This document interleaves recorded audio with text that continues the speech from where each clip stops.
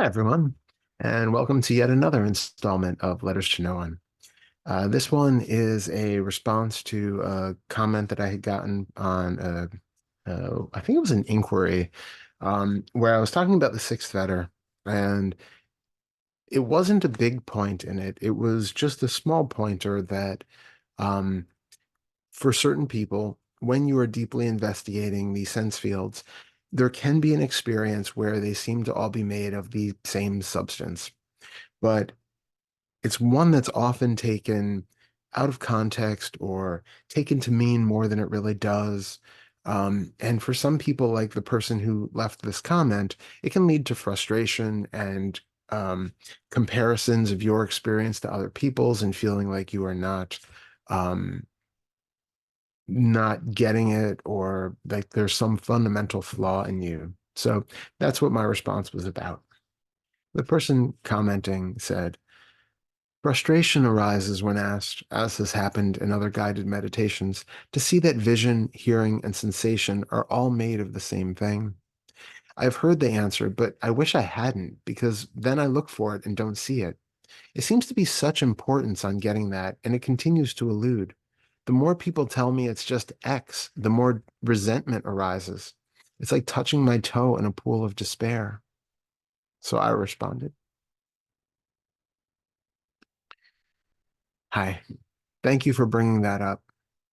There are a few facets at work here, but essentially, there is no single experience that is in any way necessary for awakening. There are many novel ways of experiencing the world here on offer, but not everyone needs to or can experience all of them. One thing might be a trigger to a great insight for one person, but be absolutely underwhelming and irrelevant to someone else. So it wouldn't necessarily benefit you if you could see things this way.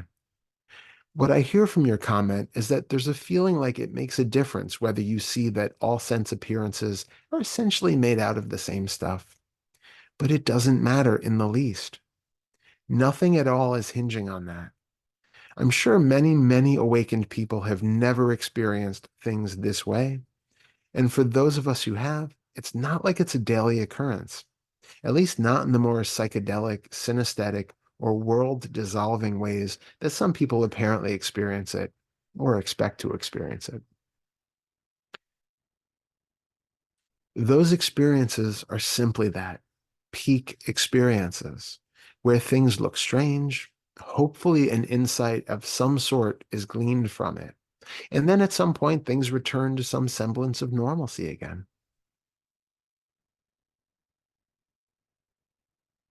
And if it is experienced, it's important to recognize that it's something that spontaneously appears after a lot of meditative practice, or spontaneously while doing some sort of inquiry. But both are spontaneous and not willed into existence. There's no amount of effort that's going to suddenly make it apparent. Yes, you can meditate and do inquiries. And yes, it's probably more likely to be experienced from doing those practices than if you're just lying around watching trashy TV all day. But even that isn't something one can conclusively say. We never know what's going to happen in a person's mind or from what catalyst. Awakening usually takes place when a person is relaxed, often doing mundane things that aren't necessarily related to all of the hours of spiritual practices they may or may not have done. What it appears to be, given the burgeoning scientific research into this field, is all a product of changing states of the brain. Some people are naturally synesthetic, and some are less so. It basically comes down to different regions of the brain speaking to each other in ways that doesn't regularly happen for certain other people. People on the autism spectrum tend to be more prone to it, as are people using psychedelic drugs and apparently people who do these kinds of practices. Have you ever had an experience where you were listening to music and saw visual representations of it in some way in the mind? Or tasted a food and experienced the color appearing in the mind along with it? Or got injured and saw stars? If not, it's all perfectly normal. It's just something that might happen, but that many of us aren't specifically aware of. But it gives us an insight into the related nature of all of our senses. I was in college when I discovered that I had a bit of it, only because I was telling a singer that his voice was too coily and asking if he could make it more smooth. I was talking about vibrato, but I was seeing the visual representation of long hose with a spiraling texture. This is one way that people sometimes experience the connectedness or a similarity between the senses. Something can literally be felt across different sense fields at the same time, sometimes in ways that don't immediately seem related. For instance, people who see numbers as having specific colors or taste particular flavors with specific musical notes. None of this is necessary for awakening. It can be interesting, sometimes fun, sometimes a hindrance, and sometimes a natural outgrowth of the awakening process, but it is not a necessary stage on the path. Since you say that it brings up a feeling of despair, notice if you have tied into this some sense of morality, or your worth as a person, or your ability or unlikelihood of progressing on the awakening path, or anything else in the vein of low self-worth. It's placing a weight on a solitary potential experience that is simply not there. Whether you see the world in 3 dimensions or two doesn't actually change anything. Whether you hear rainbows or not is irrelevant. There's an idea that it means you are farther along on the path, or that you have had one of those experiences, or that you're capable of awakening. But it's only an idea and it has no merit or truth behind it. Looking at raw sensations and then being them rather than observing them can all start to change the way that the brain is accessing and interpreting sensations. But there are no hallmarks that absolutely need to be the same for everyone. Lastly, I would like to assure you that what I and presumably other people who talk about this are talking about is very subtle and mundane. It's nothing extravagant or life-changing. It's more about recognizing that what we take as discrete senses are all happening in a place where everything is sort of appearing together. Maybe at first it's like a sphere of experience where it's all appearing in one me-sized bubble. But then the more you feel and investigate what the sensations are like in this me-sized bubble, the more the actual quality of them can subtly change. It can help if, like I said before, you feel the sensations by being absorbed into them, rather than seeing them from a distance. But even that isn't really a prerequisite. It might just make it a bit easier. And again, some slight change of perception may or may not happen. And if it does, it's likely experienced differently by everyone.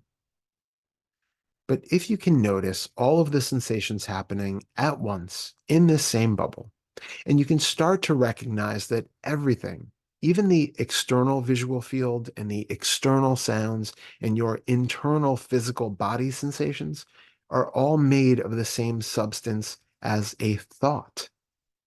What is a thought made of? Can you get a sense of that first?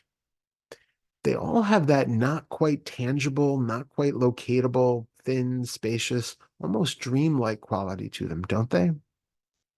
So then see if you can recognize the same quality of every supposedly real visual, auditory, olfactory, gustatory, and tactile sense.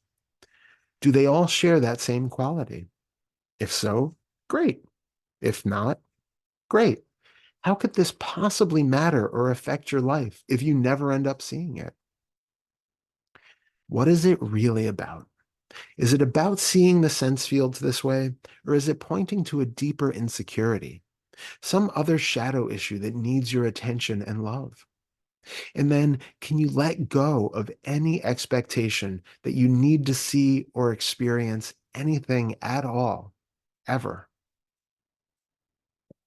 Instead, drop all thoughts about anything, about awakening, about doing something right or wrong, about meditating or doing inquiry. Simply be as present as you can for as long as you can, with the raw sensations as they arise. How could you possibly need anything to change when you are just here with everything as it is? Pressure only reinforces that which you are trying to see through. I hope that brought a different sense of perspective for you regarding the necessity of having any one specific experience. You might, or you might not. You might experience one that someone else doesn't, but it doesn't mean that their awakening is missing something and yours is more profound. Whatever happens, happens. And to want it to be otherwise is to be embroiled in the identification of fetters 4 and 5. Perhaps the identification with sadness and lack of self-worth, which can be addressed through fetter 2, and the idea of one who has anything at all to gain, the one who's insufficient now, but who needs to see or learn or experience something new in order to be a better version of itself, fetter 1, by doing something new for a purpose, fetter 3. They all tie together in situations like this one. And it's just important to be with whatever is arising and noticing all of the ways that you are adding something to the moment that isn't really there, fetter 7. In this case, the frustration, wanting the situation to be different than it is, and the feeling of despair because there's an imaginary need to have a certain experience to be able to be someone better than you currently are. You can let it all go and just be with what is without any other complications. I hope that helps. Sending loads of love, and thanks again for watching and commenting. So that was as thorough of a response as I could come up with that day. I think it's so important to make it so that there isn't an idea of one particular experience that is necessary for this idea of awakening to occur. Again, I've said it so many times, we've said it so many times, but it is so important to repeat that awakening is not just a one-time thing. It's not a single solitary experience that happens once and then never again. It is an ongoing process of living life in a way where you are embodied and also spacious and recognizing moment to moment the lack of identification and personalization of anything that is being encountered. It's a different way of existing in the world, but it's not one that has one unique hallmark that identifies it all the time. It's still living life. It's still being human. It's still being a person and having a family and relationships and jobs and everything else that goes along with it. What we really want to do is to recognize that every moment there can be identification happening in different ways. And the fetters don't exist. They're just simply a way to remind us of the different ways that we can identify throughout the day and then get caught in them. In this way here, instead of getting caught in them, we can catch ourselves doing this same behavior over and over again that we've been doing for the bulk of our life. And it gives us a moment to wake up in that instant to there being a different way to experience this world, a different way to experience the conversation that we're currently having or the task that we're doing, where it doesn't have to be us living in this thought world where we are projecting ourselves 50 steps ahead in what needs to be done, never really being present with what we're actually doing. This is a way of being absolutely present without the additional suffering being put on to every situation that has the smallest modicum of discomfort in it, or that shows up in a way that we would rather it not, or when we can't do the things or get the things that we would really like to have. It's so much simpler than we give it credit for when we think about this as being a big mystical experience that is granted to us by some higher being, or that we have to earn by good deeds and fasting and purification and all of that. Yes, that stuff can cause changes in the mind state, and it can lead you to feeling that you have lost the sense of identification and you can experience moments of oneness and things like that. But as soon as your blood sugar goes back to normal and you start eating again and you start going back into town and interacting with other people, all of the old identification comes back online if you aren't constantly being integrated in this way. So putting any onus of importance on one particular experience about seeing things turn from 3 dimension to 2 dimension, or having them go from out there to really close up, or um, being able to feel the body dissolve, or like this one, recognizing the similarity of all senses in a different way. Each of those are interesting. Each one could bring specific insights to certain people. Each of those are more or less available to different people, but nobody has to collect all of them like Pokemon. It's not something where we have to go out and have every one of the experiences that everybody has ever talked about in the meditative tradition. Some of them will be useful, some of them will not. Some of them will be on available to you, and some of them will not, no matter how many retreats you go to and how many hours you spend on the meditation cushion. But ultimately, it's not necessary in that way. What's necessary is remembering to be present throughout your life, recognizing in this very moment how you are identifying. Where is the resistance? Where's the suffering being felt? What is actually happening here, which is making you think that there is a you who is operating in this world right now, and then investigating that. And for the moment that that drops away, that is a moment of awakening. And then see if you can rest in that for as long as possible to allow it to expand, to allow it to become your normal way of functioning. That alone can help to start to solidify it. We're creating new pathways in the brain. We're changing the behaviors of thought that once were so ingrained that we just navigated the world with the absolute unquestioned assumption that I am a me going about a day, interacting with people and other situations where everything is directed back at this point. Now we're investigating, what is this point that everything is supposedly reflecting back on? Is there a point here? Is it possible to live in a world without feeling that point? Yes, yes, it is. But this is what we're looking for. This is what we're talking about. And it's not about any particular psychedelic experience of um, seeing strange colors and alien beings coming down and blessing us on the head. It's nothing of that sort. It's just finding all of the ways that we're identifying and then undercutting them by being very present and aware with what we're experiencing. Meditating, doing inquiries, all of that is super useful. It's pointing us in certain ways to see things that we might have missed on our own.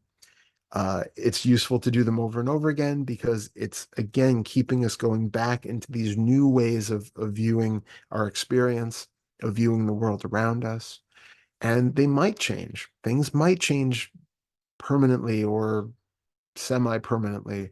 Um, One thing is it can be difficult to judge after a while because we acclimate so easily that a lot of times it's hard to remember how we were experiencing the world in years before this.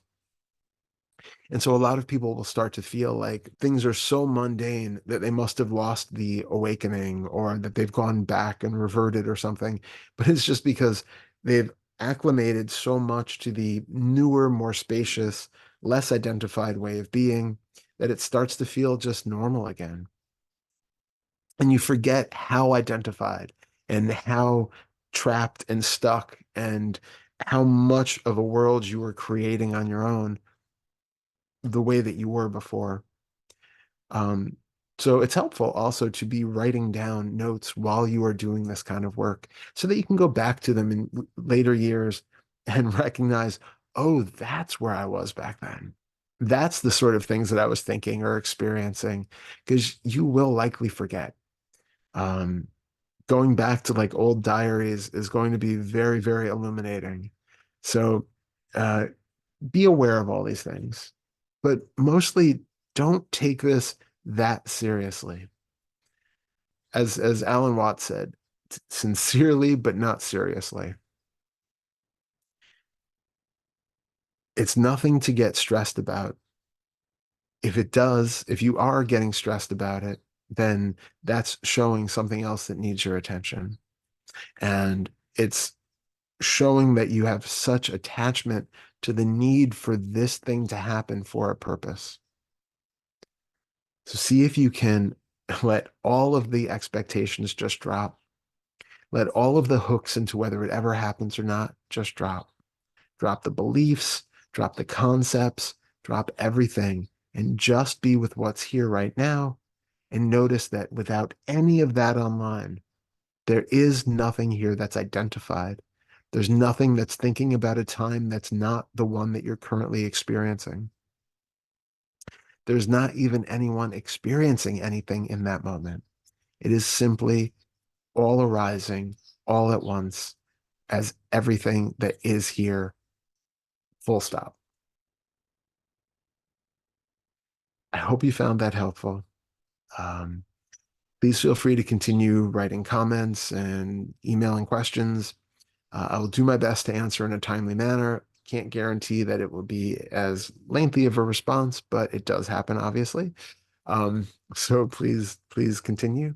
If I use any question for this series, again, I will always anonymize it and change any relevant details. We would love to see you at our Tuesday inquiry group every other Tuesday. You can email me for information about that. And if you are interested in one-to-one sessions, you can look at my Calendly link in the description and book whatever time works for you. Until next time, thank you so much for watching and interacting, sending lots of love, and thank you all. Bye. Happy inquiring.